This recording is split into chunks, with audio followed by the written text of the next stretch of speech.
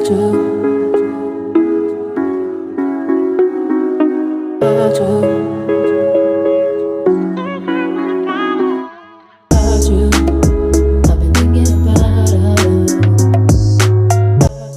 assalamualaikum warahmatullahi wabarakatuh.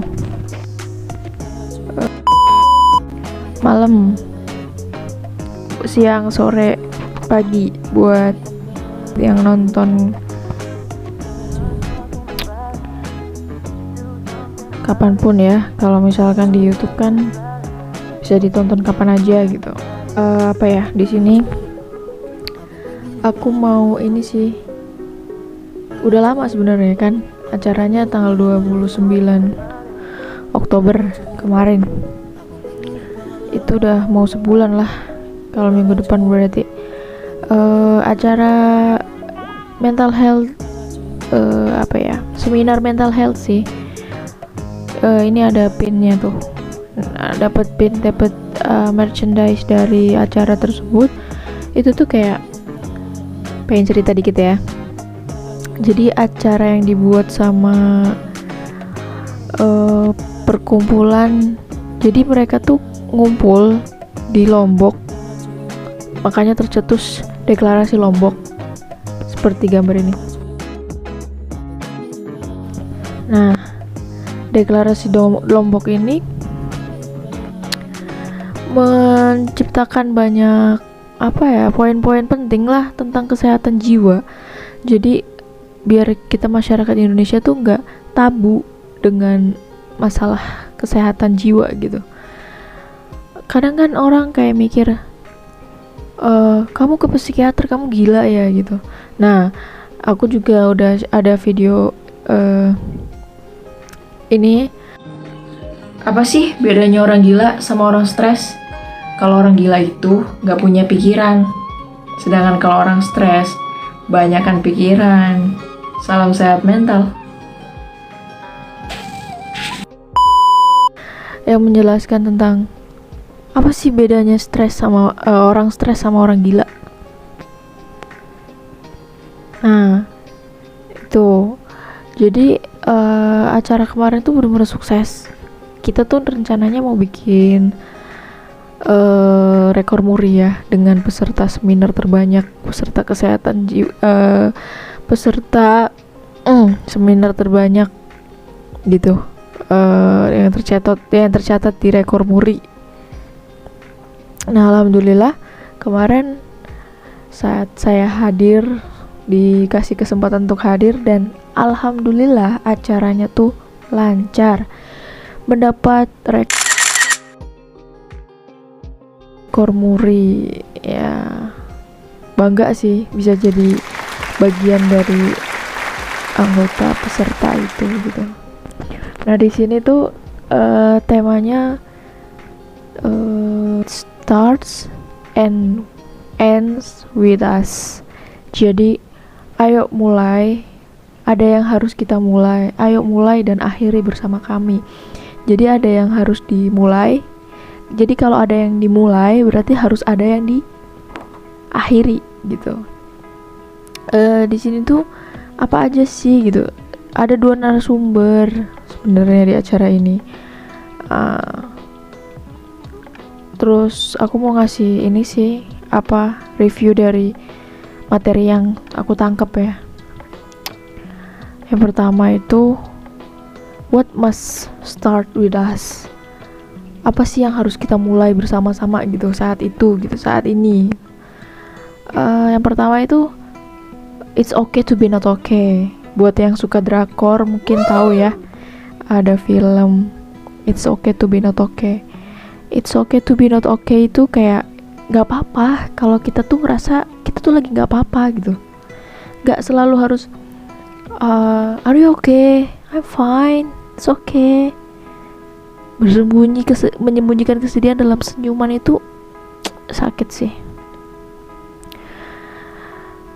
Dalam poin pertama ini, it's okay to be not okay, itu ada 2 poin yang harus perlu digarisbawahi ya, dari yang aku cerna aja ya. Pertama itu awareness, kesadaran kesadaran diri gitu ya. Setiap orang tidak bisa kita kontrol, tapi diri kita itu bisa gitu. Nah, itu masuk ke pelajaran atau ilmu stoicisme yang sedang aku pelajari juga. Stoicisme adalah filsafah kuno, Yunani kuno ya. Itu filsafah kok, bukan keyakinan gitu. Jadi nggak ada kaitannya kayak kemarin ada sempat yang bilang, oh nanti kamu ajaran sesat kayak gitu. Nggak gitu konsepnya. Jadi di sini tuh menekankan bahwa kita tuh nggak bisa ngontrol orang lain. Jadi orang lain mau bersikap apa ya itu di luar kendali kita dan kita nggak bisa ngontrol. Yang bisa kita kontrol ya diri kita sendiri. Gitu. Oke.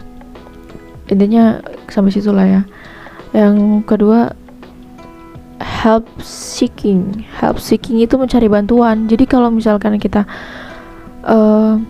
udah bener-bener penuh pikirannya atau ngerasa nggak sanggup dengan masalah yang terjadi atau apa yang kita hadapi, cari bantuan itu ke konselor, ke psikolog, ke psikiater gitu. Dari 3 orang itu pun memiliki spek yang berbeda. Kayak konselor, seperti psikolog sama. Jadi kayak masih ada kaitannya, memberikan saran, menampung semua emosi yang ada gitu. Nah, bedanya kalau psikiater itu dia ke medis, jadi bisa ngasih resep obat. Kalau misalkan kadang kalau orang stres kan kurang bisa tidur, jadi dia dikasih obat tidur gitu. Oke. Kalau ke psikiater itu kan dokter jiwa, katanya ada yang bilang seperti itu. It's okay to be not okay gitu, gak apa-apa.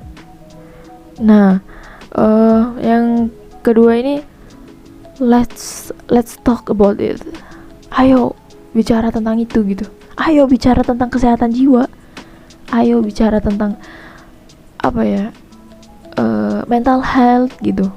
Gak ada salahnya. Jadi it's a normal, not impossible. Jadi kayak orang yang sakit jiwa atau orang yang jiwanya sedang terganggu itu sama kayak misalkan kita sakit demam, flu. Kalau misalkan orang sakit, kamu demam, kamu udah ke dokter belum? Langsung begitu. Tapi kalau misalkan orang yang sedang banyak pikiran atau seakan-akan tidak bisa mengendalikan semua kegiatan dia dengan baik, kita nggak pernah nyaranin kamu nggak ke psikiater. Terus kalau misalkan dia ke psikiater kayak, ih kamu ke psikiater, kamu gila gitu. Jadi itu jangan sampai dianggap sebagai hal tabu gitu. Oke. 2 hal itu yang aku tangkap sih dari acara ini ya. Lalu pembicara kedua adalah seorang laki-laki. Dia penyelenggara acara itu. Yang bagian what must end with us.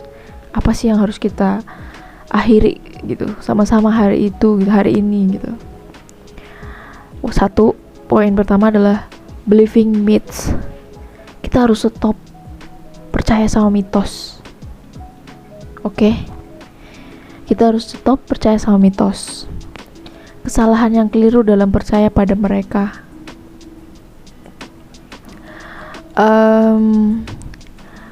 Mitos tentang ini, orang yang mengalami gangguan jiwa, gangguan kesehatan mental adalah orang yang tidak beragama. That's a myth. Itu mitos. Jadi gini, dari deklarasi yang mereka lakukan, deklarasi Lombok itu ingin menekankan bahwa psikologi dan spiritual itu memang berkaitan. Tapi ada 2 kalimat yang menekankan bahwa orang yang memiliki gangguan kesehatan mental bukan berarti orang yang tidak beragama atau tidak dekat dengan Tuhannya, itu beda lagi. Namun orang yang dekat dengan Tuhan secara spiritual itu kecil kemungkinan ia mengalami gangguan kesehatan jiwa gitu. Intinya itu. Jadi nggak bisa kita bilang bahwa orang stres dia tuh terlalu drama, terlalu stres itu karena dia tuh kurang dekat sama Tuhannya. Gak bisa kita just seperti itu gitu. Atau dari kalimat berikutnya, orang yang dekat dengan Tuhan kan jadi nggak bisa stres, kata siapa? Jadi kita harus hindari mitos-mitos seperti itu. Lalu mitos yang kedua adalah laki-laki tidak mencari bantuan. Sebagai laki-laki, dia seorang pembicara yang pernah merasakan stres, depresi, bahkan depression disorder gitu ya. Memang di kalangan masyarakat itu kayak banyak banget laki-laki yang dianggap, kamu tuh cowok loh, kamu tuh laki-laki, harusnya kuat, jangan cengeng. Apa salahnya gitu? Laki-laki juga manusia. Ya dong, laki-laki kan juga manusia. Dia punya punya perasaan gitu. Gini, kan ada feminis sama maskulin. Nah, feminis itu buat perempuan, maskulin itu buat laki-laki ya, setahu saya. Tapi yang namanya sisi feminis itu ya di dalamnya tentang perasaan. Nah, maskulin pun punya. Jadi sikap maskulin laki-laki itu juga punya perasaan gitu, yang harus kita dengarkan. Itu sih mitos yang harus dijauhi, maksudnya kayak harus diakhiri sekarang gitu, bahwa anak laki-laki nggak boleh cengeng kayak gitu. It's okay, you cry, it's okay. Nah, lalu yang kedua itu intergeneration issue. Itu video ada sih, ini video ini nih. Generational trauma adalah trauma yang diturunkan antar generasi, dan trauma ini bisa menurun karena nggak pernah diselesaikan dengan baik. Terus apa sih kaitannya intergenerational trauma dengan generasi 1920-an? Dan jawabannya adalah Perang Dunia. Kasus intergenerational trauma ditemukan pertama kali pada korban Nazi di era Perang Dunia II. Terus muncul juga di korban genosida Ukraina dan di suku aborigin Kanada. Terus emang bisa ya korban perang ini sampai punya trauma? Itu jelas, karena orang yang hidup di era perang itu sangat penuh dengan tekanan. Mereka kehilangan rumah, keluarga, orang tersayang, dan bahkan gak bisa hidup dengan aman. Apalagi efek perang yang gak cuma sampai di aspek politik, ekonomi, atau penyakit fisik, tapi juga masalah psikologis berat seperti trauma, kecemasan, dan depresi. Sayangnya, pada saat itu mungkin pemerintah lebih fokus untuk menangani pemulihan ekonomi dan kesehatan fisik. Dan alhasil, para korban perang ini melanjutkan hidup dengan trauma yang gak pernah mereka sadari. Ada yang mengisolasi diri, ada yang punya trust issue, ada yang kehilangan semangat hidupnya. Dan sayangnya, keadaan ini terus dianggap normal di tengah banyak hal sulit saat itu. Jadi kakek nenek kita mungkin gak pernah tahu kalau mereka itu punya masalah psikologis. Dan hal ini yang sedikit banyak berefek ke cara mereka mengasuh anak-anaknya. Kerasa dong gimana kerasnya orang zaman dulu ngedidik anak. Para penyintas ini kesulitan menjalin ikatan emosional yang sehat dengan anak-anak mereka. Mereka gak terbiasa mengekspresikan emosi dengan baik. Akhirnya, bibit-bibit silent treatment sampai kekerasan orang tua terhadap anak muncul dan dianggap wajar terjadi. Sekali lagi, ini dikarenakan generasi yang dulu belum aware sama kesehatan mental. Trauma ini pun terus menurun antar generasi, dibarengi dengan mitos-mitos yang dianggap tradisi, menciptakan pola-pola pengasuhan yang keliru, menciptakan luka-luka baru bagi generasi sekarang yang dianggap manja dan gak sekuat orang zaman dulu. Padahal generasi sekarang bukannya lebih lemah, tapi kita cuma lebih sadar sama apa yang terjadi. Jadi udah saatnya generasi kita menghapus stigma salah kaprah tentang kesehatan mental. Udah waktunya buat kita mulai bersih-bersih dari beragam luka yang diwariskan masa lalu. Karena kesehatan mental itu nyata dan gak pernah wajar untuk diremehkan. Dan di Indonesia ini kayak, bukan di Indonesia aja, 70% di dunia bunuh diri itu laki-laki. Beneran deh. Jadi balik lagi ke isu yang tadi, bahwa jangan percaya mitos bahwa laki-laki tidak butuh penanganan gitu. Oke. Yang ketiga adalah loneliness, lonin lo loneliness bisa bahasa Inggris kayak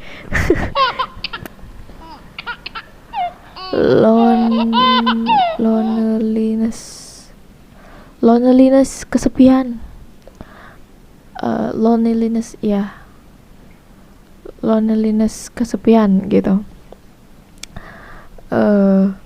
The handle is loneliness